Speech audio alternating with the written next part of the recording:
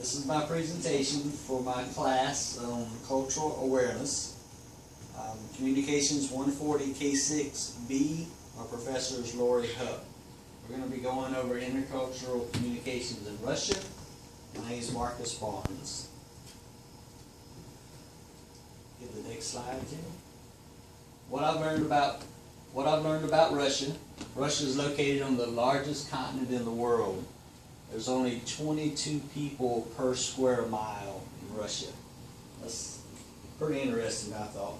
That fact is from the book Russia, Enchantment of the World.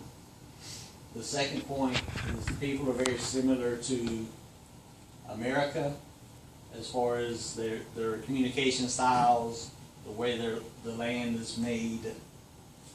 And I'll put it right here, it's made of mountains, plains, frozen tundra, and rich farmland. Does that sound like the USA? I think it does. Yeah. They're no longer considered a communist country. They're democratic in nature. They do vote for a president, but Vladimir Putin is their president. And whenever I look at him and the way he runs their country, I think of him more as a dictator. Oh, yeah. But he is an elected president for 6 years instead of 4, like in the U.S. The Russians value their families.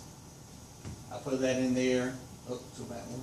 I put that in there for the way they're collectivists in their living. That the families stay together, very large families. They share a kitchen and a bathroom, so you can have mothers, grandmothers, children all in the same house, and they share one bathroom and one kitchen. Wow. So, we can go to our next slide. Cultural worldview, Russia's communication style, and Russian families are 3 points we're going to talk about on the next slide. So, would you know a Russian by his or her worldview? Like I said earlier, they're collectivists, they're family, they stay together. In the U.S., a lot of times we're more individualistic, as we try to get all the stuff that we can just for ourselves. And a lot of times we leave our families and friends to the side because we want to make sure we get what we need or what we want. But in Russia, they're more collectivists. They do things to enrich their families, to build them up, and to help each other, help them stay together. They're very direct in their communication style. You'll see that in our next slide. Not ready to go yet. And they use low context communications. Basically, that means that they're very direct when they're speaking to each other. But they don't use a lot of body language. They don't use a lot of hand gestures or clues that would give you an idea of what they're talking about, other than a direct communication style. And I'm going to talk a little bit about their religious identity. This here's a picture of one of their mosques, well, not a mosque, sorry, that's different. One of their churches. There is a Russian Orthodox church, and that comes from a website, acad.edpau.education. That's where that picture comes from. So I have to cite my sources so I don't get in trouble with plagiarism. Go to the next slide.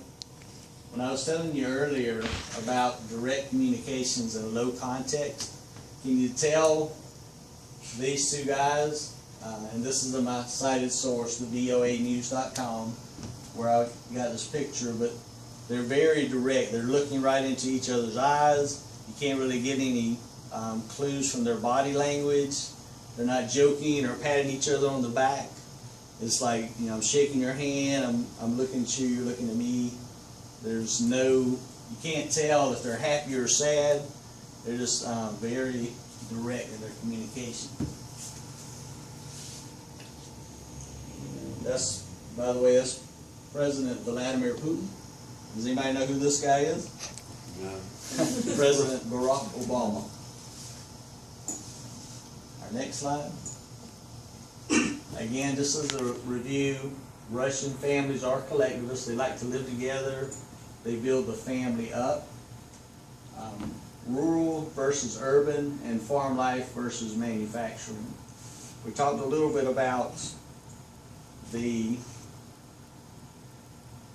collectivist side, but whenever Russia was a communist country, they still worked under communism, they had a lot of farmers. Farm life, the government gave them land, and then, you know, they would work the land, they would sell the food back to the government would distribute it to the people.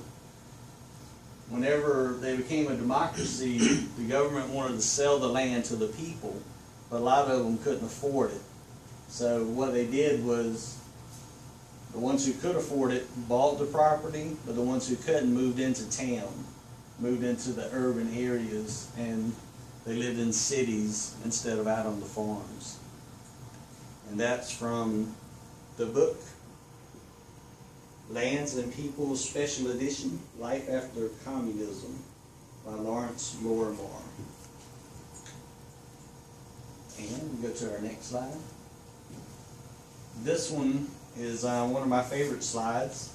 It's Russian culture equals Russian pride. Everybody knows this is Sylvester Stallone or Rocky Balboa. And anybody know who this guy is? Dolph Lundgren.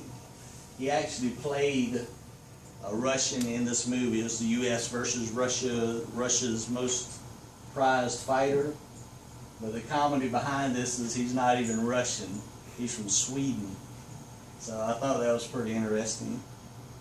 And this picture actually comes from the Daily Mail website. If you hit my next slide. This is my works cited page. All the information that I gave you before comes from all these different authors, different books, and I have a few books up here. These are some of the ones that I got information from. Other ones I got were online books and online publications. So if no one has any questions, we are going to complete our review of Russia. I hope you guys have a good day. So why did they decide to switch from communism to democracy? Why did they? Pressure from the United States.